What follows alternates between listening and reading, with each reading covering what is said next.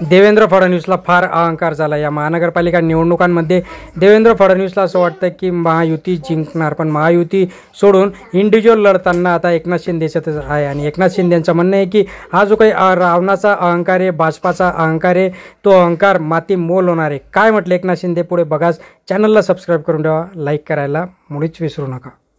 डहाणूमध्ये आपण सगळेजण एकत्र आलेला आहात, एका अधिकारशाहीच्या विरोधामध्ये एकत्र आलेला आहात, अहंकाराच्या विरोधामध्ये एकत्र आलेला आहात। अहंकार तर रावणासारखा अहंकार होता, रावणाची लंका जळून खाक झाली अहंकारामुळे। आणि तुम्हाला 2 तारखेला तेच काम करायचं आहे, तेच काम करायचं आहे।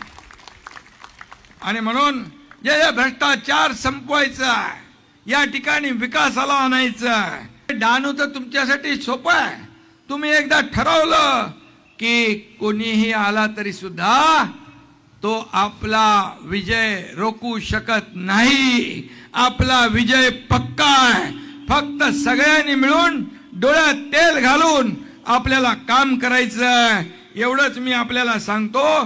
पुन्हा एकदा मनापासून आपल्याला मी धन्यवाद देत असताना या ठिकाणी फक्त आणि फक्त आमचा अजेंडा जो आहे, हा अजेंडा फक्त डेव्हलपमेंट डेव्हलपमेंट आणि डेव्हलपमेंट। मला मगाशी काही व्यापारी भेटले, काही विविध क्षेत्रामध्ये काम करणारे लोक भेटले, त्यांनाही मी सांगितलं त्यांनाही पाहिजे या भागामध्ये डहाणूमध्ये परिवर्तन पाहिजे ना, सगळ्यांना बदल पाहिजे, विकास पाहिजे।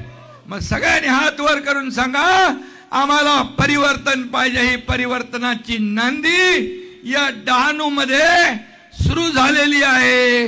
2 तारखेला सगळ्यांनी एक दिवस द्या। राजू माच्छी आणि त्यांचे सर्व सहकारी 5 वर्ष तुमची सेवा करतील, हा शब्द देतो।